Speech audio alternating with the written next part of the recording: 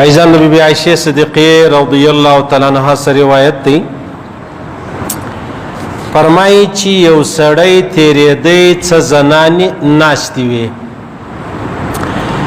دا سړی چې تیرېدی بیا دا ناستې چې کومې زنانې وې هغو ورباندې وخندل کېدلی سي هغه یا به ړوند و یا به شل و یا به ګوډ و چې ورباندې وخندل بی بی عائشه صدیقیه فرمایي الله پاک بیا په دې زنانو کې بعضې زنانې هغه رقم کړلې چې پر چا باندې خندلې وو یعنی چې پر چا خندلې وو الله رب العزت هغه سي کړلو لکه چې څنګه پر چا باندې خندا چې دا هغه کړې وه دا زموږ په ژوند کې عزیزانو یو ډېره لویه خبره ده او زموږ د ژوند یو ډېره لویه حصه ده چې پر موږ باندې نیم ژوند په خندا تیر سلو پر موږ باندې نیم ژوند چې دی هغه په خندا تیر سو او خندا هم زه پر تا خاندم او ته پر ما خاندې دغه خندا چې دا ډیره تاواني ده او دا ډیره نقصاني ده بی بی عائشه صدیقیه فرمایي امام بخاری روایت را نقل کړی دی و یو سړی تیرېدی یا به ګوډ یا به ړوند یا به شل یا به بل بل بل نو زنانې ناستې وې په هغو زنانو کې څه زنان ورباندې وخندل چې وخندل بیا الله پاک چې کوم چا باندې دی خندلي وو سمې که ورور اوله سره درته وایي وختي نه راځي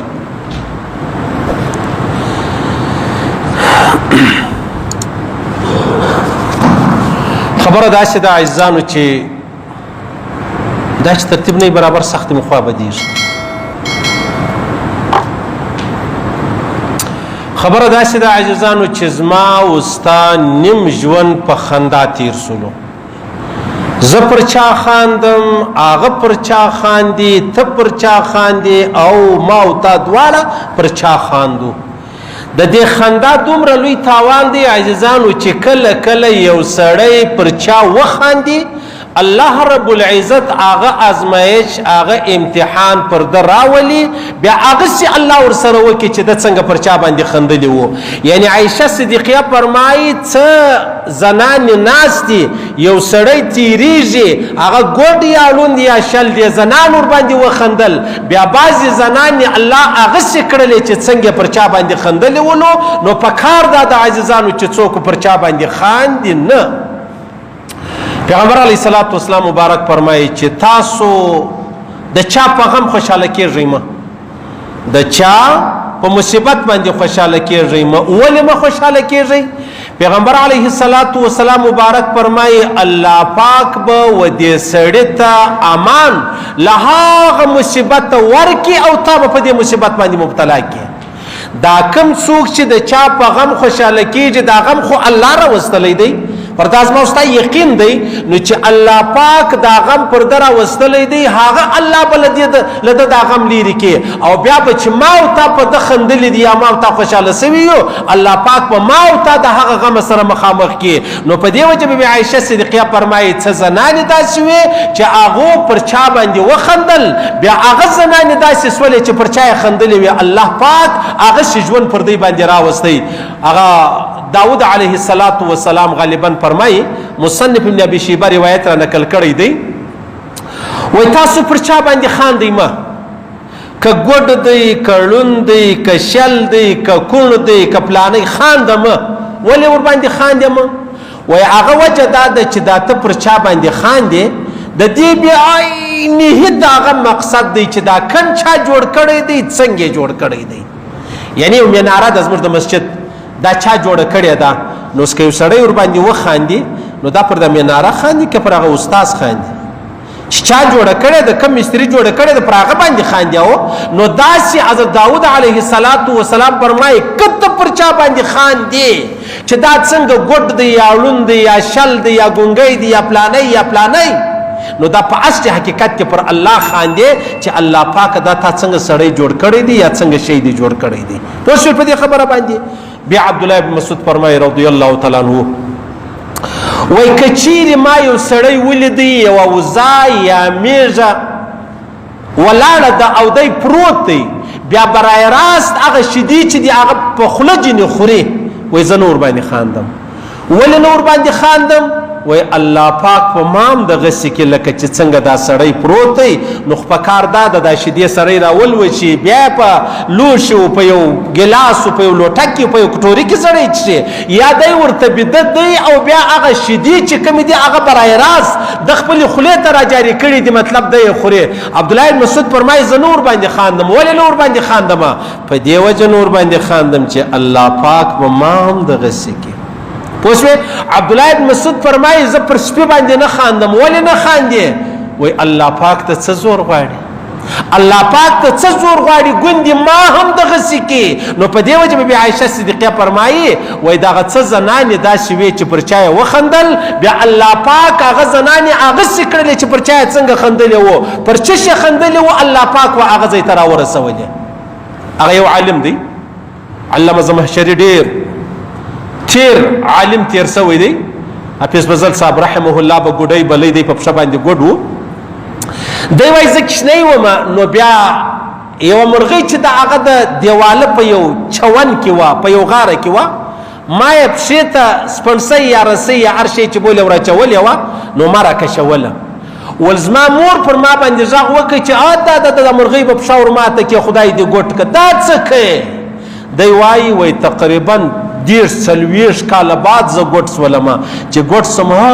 ما خو ویلې زما مور و ما ته دا بددعا کړې وله زما مور و ما ته دا بددعا کړې وله. کله کله عزیزانو زموږ ته په ژوند کې داسې پیښیږي د چا پښه ماته سي د چا لاس مات سي څوک په سترګو نه ویني څوک ورباندې وخاندي بیا یو داسې موړ الله پاک یو ورځ راولي بیا یو میاشت 2 3 یا ورځ 2 3 دی په پښه باندې ګوټ سي په لاس باندې شل سي په سترګو باندې نابینا سي. دا ولې دا وجه دا د الله رسول د بیبي عایشه صدیقه فرمایي څوک پر چا باندې وخاندي بیا الله پاک هغه حال پر د باندې راولي هغه غم پر د باندې راولي. نو لهذا په کار دا د څوک پر چا ونه خاندي صحیح سلو موږ خو پر چا باندې خاندو بیا که یو عامه خندایي مجلس دی ګپه د بانډار دی پروا نه لري یا و چاته په کم نظر باندې کتل او بیا ور باندې خندل یا چاته په ناقص نظر سره کتل دا و یاره دا څنګه ته غوږونه ګوره ته پښې ګوره ته لاسونه ګوره اسانه خبره ده. بیبي عایشه صدیقه فرمایي دې ښځو څه وکړلو پر یو سړي وخندل الله پاک په دې ښځو کې بیا څه ښځې داسې کړې چې پر چا څنګه خندلې وو هغسې الله رب العزت پر سره وکړلو.